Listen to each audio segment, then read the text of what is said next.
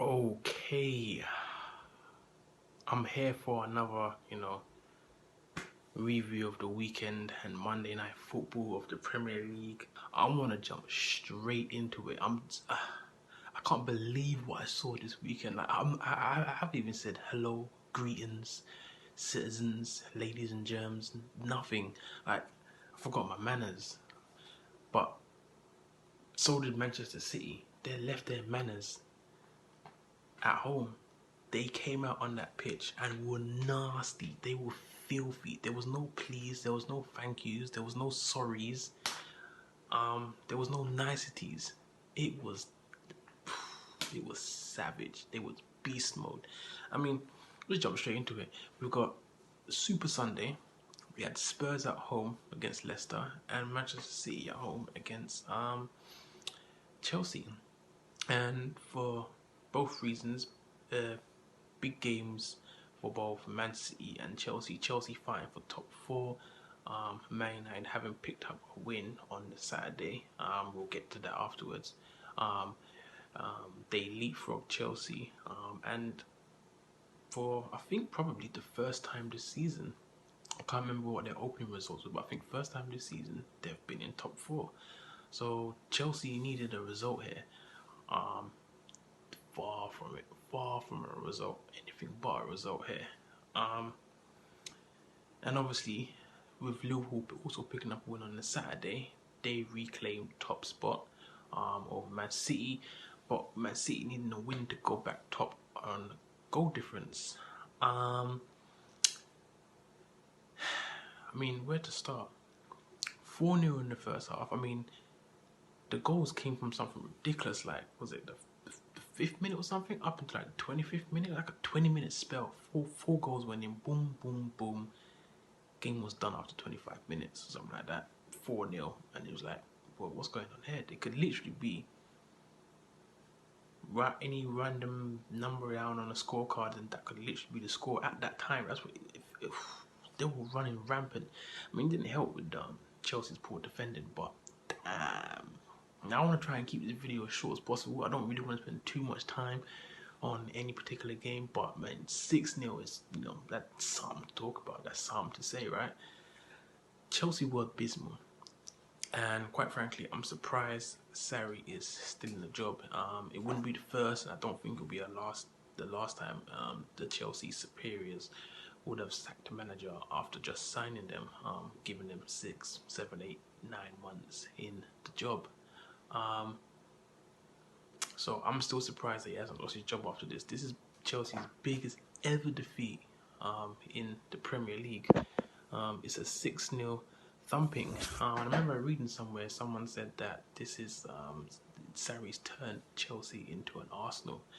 I thought it was a little bit disrespectful, but hey, it is what it is. I mean, Arsenal used to get punked 6s and 7s and all kind of ridiculous figures against big teams, and Chelsea just crumbled. I mean, Aguero with a hat trick, Raheem Sterling with 2 goals and I think like 2 assists. I know he got the assist for winning the penalty for one of Aguero's goal, and I think he got a second assist, I believe.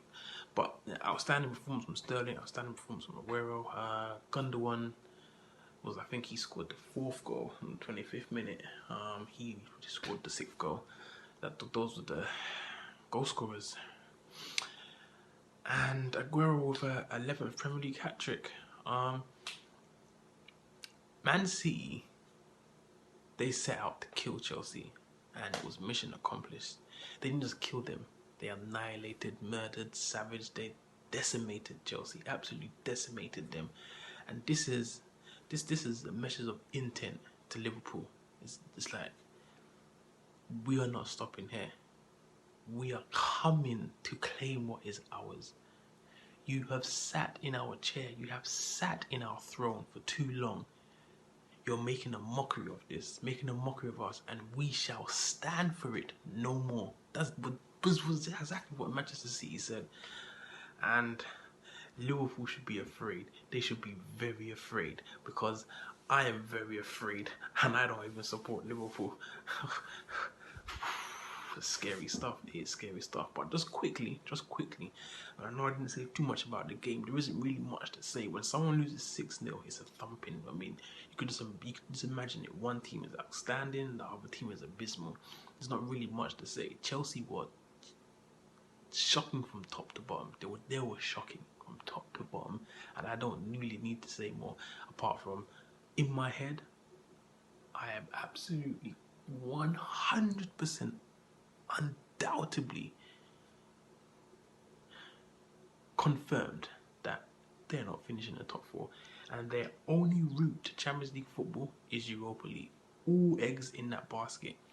Because, quite frankly, how are you going to get duppied?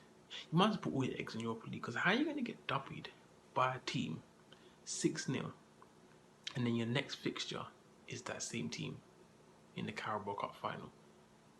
They must be shook, shaking in their boots. I mean, if they suffer another heavy defeat in that cup final, oh my God, manager gone,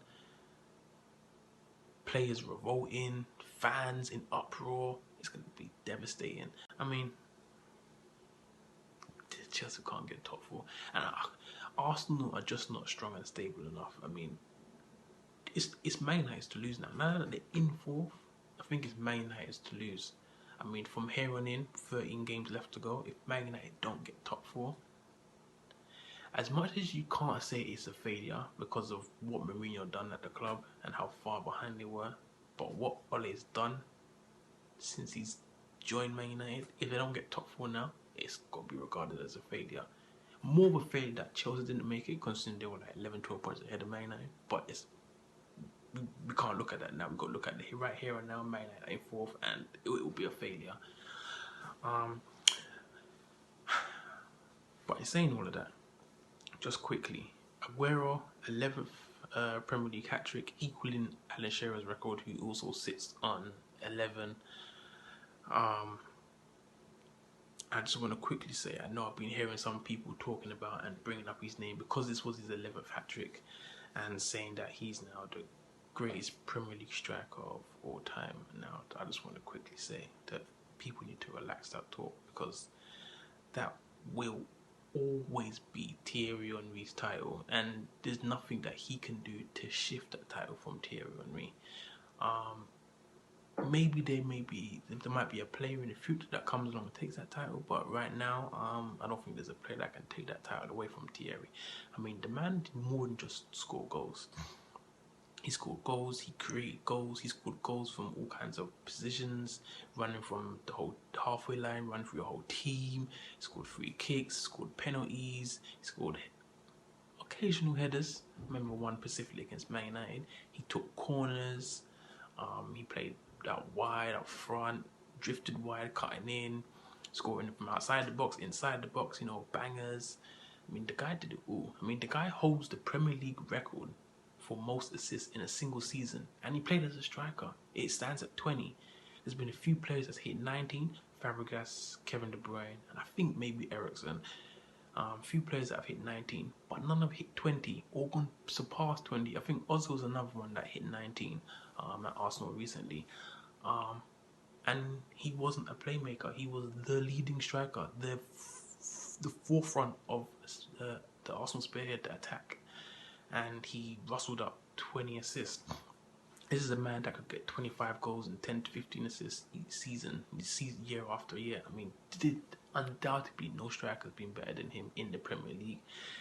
It's just a shame that his career wasn't as long as Alan Shearer's or Sergio Aguero in the Premier League, but that doesn't take away the fact that he is the greatest striker to play in the Premier League. And if anyone wants to argue that, please hit me up. We can debate it. If you don't want to debate it, we can take it into the ring, and I will punch it out with anyone. Literally, I will punch out anyone, because anyone that says otherwise, quite frankly, is talking nonsense. But moving on, we're gonna fly through these other results because I spent too much time on that and drifting off topic. So Super Sunday, like I said, we had Spurs at home against Leicester, picking up a 3-1 win. Went 2-0 up. I think it was 2-0 up. I can't remember now. It was a few days ago. 2-0 up. Vardy comes on to take a penalty. Hugo Lloris saves it. Hugo Lloris man of the match, by the way. Many a big saves in that game from Hugo Lloris. Saves Vardy's penalty. Vardy manages to get a goal anyway later on in the game, 2-1. And the Son rounds up. I think he scored in stoppage time at 92nd minute. And 3-1.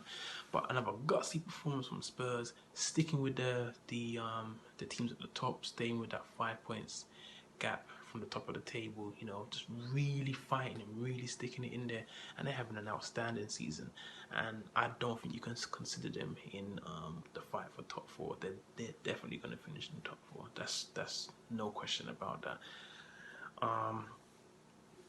And then just lastly, quickly, the Monday Night Football, which featured Wolves against Newcastle. I know I was backing the Wolves all the way for that game, but it ended 1-1. And Newcastle are picking up some decent results of recent, beating Man City away from home, drawing to Wolves away from home. These are big games for them, and that's 4 points for them. I mean, Bennett is doing really well off recent, and Newcastle look like they're going to be safe come the end of the season. So that was a big game and a big result for Newcastle and Rafa's boys. And Saturday games, which we saw Man United playing away to Fulham, picking up a 3-0 victory. 3-0 scoreline suggests it was easy. I mean, it was easy enough. They won 3-0, but they, conceded a fair amount of chances to a Fulham side, a team that's in 19th in the Premier League, and a better attacking outfit, a better attacking team would exploit those defensive frailties and those defensive mishaps that Man United showed against Fulham. So fortunate to get a clean sheet there, but nonetheless a good result, and the 3-0 victory moved them up into 4th this weekend. We had Crystal Palace, who was at home against West Ham, picking up a 1-1 draw, and I was skeptical if West Ham could pull off a win away from home. I did back them, but a draw doesn't surprise me. It doesn't surprise me. 1-1, fair result in the end. Arsenal away to Huddersfield, I said 2-0, and if you remember, I was really struggling. I was like, should Huddersfield really score against Arsenal? I know Arsenal don't keep clean sheets, so I should give Huddersfield a go, and I was really going to give them a go. But I was like, it's Huddersfield, they're in 20th, they're rock bottom, they're playing poor. I think they just got bad by Chelsea, like 5-0, and I'm like, Arsenal can surely keep a clean sheet here. But again, they couldn't. Oh my God, a Kolasinac own goal. And I think it was Lacazette and Iwobi that scored for them. But again, a failed clean sheet. And I should have just given Huddersfield the go, because Arsenal just don't keep clean sheets, man. They just don't. And I should have. It's a result that I should have got correct. But I went with the 2-0. And then moving on, we had Liverpool at home to Bournemouth. They picked up a 3-0 victory. I think Mohamed Salah, Mane and Wijnaldum, the goal scorers for Liverpool. That took them top briefly until Manchester City decimated Chelsea the following day, not only restoring them back to the top of the table, but increasing the goal difference even more over Liverpool. So Liverpool is looking like they definitely can't win this Premier League title on goal difference. They're gonna have to, by points, they're gonna have to win more games than Manchester City, or accumulate more points than Manchester City, because Manchester City's goal difference is looking like it's going to be greatly superior to Liverpool's come end of the season. We also had Southampton, who lost at home to Cardiff 2-1. Cardiff picking up a 2-1 victory away. Southampton, they took a 1-0 lead, Cardiff. Looked like they were going to see out the game, keep a clean sheet, keep it 1-0. And then Southampton scored late, something like the 89th, maybe in the 90th minute, I think. And then Cardiff picking up a winner in stoppage time. It was 2 fast goals. So when Southampton scored, it really looked like Cardiff had made all their hard work gone in vain, down the drain. I remember this amazing rapper, what can I say? But no, they dug deep and pulled out a second goal out from pretty much nowhere, because you know it looked like they want to play for the 1-0. But I picked up a 2-1 victory, and they'll be much delighted with that. And Southampton are not too far from that drop, you know. They really got to watch it. They really got to watch it. They are very, very close. Very, very close. We had Everton away to Watford. Watford picking up a 1-0 victory, and to be honest, I actually don't know why I backed Everton for a 2-1. I think I said 2-1 win to Everton. I actually don't know why, because I said it on the last video that they are trash. They are awful. They've been awful recently, and they don't look like they can produce any good football right now. The likes of their Sigurdssons and their Richarlisons, they just got missing. Theo Walcott started the season first 5, 6, 7 games blistering, and then since then, absolutely nothing. Not a goal or assist come his way in about 20 weeks from that kid, man. They are awful. They are awful. And losing 1-0, it only doesn't surprise me. I actually don't know why I backed them. I had put way too much faith in them. We had Brighton, who were at home to Burnley, got slaughtered 3-1. Big win for Burnley.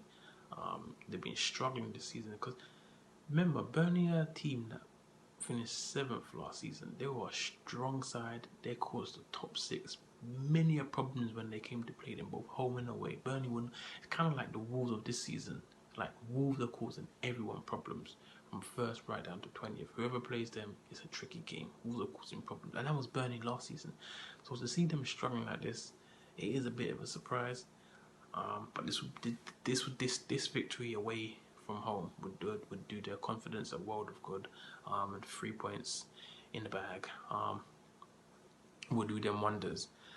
And I think that is the last of the games that we had on the weekend. So this upcoming weekend, we have a bit of a short fixture list, as Chelsea and Manchester City play in the cup final, the Carabao Cup final. So their 2 matches won't be played. So there'll be 4 teams that won't be playing. Whoever Chelsea and Man City were meant to be playing, I can't remember who the other 2 teams were. I get a funny feeling it's Everton. I think Everton was meant to play Man City, and I can't remember who Chelsea's fixture was. So we're only going to be previewing and reviewing 8 games for this weekend. It's a bit of a short weekend, but it's okay, because Man City have a game in hand. I mean, not game in hand. They've played an extra game when they had that double game week when they played Everton on the Wednesday. So that's it from me. Let me know what you think. Should Sarri be sacked? Why is he still in the job? Is he going to see out the rest of the season regardless of what happens? Or do they need to get rid of him right now to save their season and do what Ollie's done for Man United, get them back to the top 4 and kind of make them, you know, look like they're playing good football again, because they have the players too, but they're just not playing right now.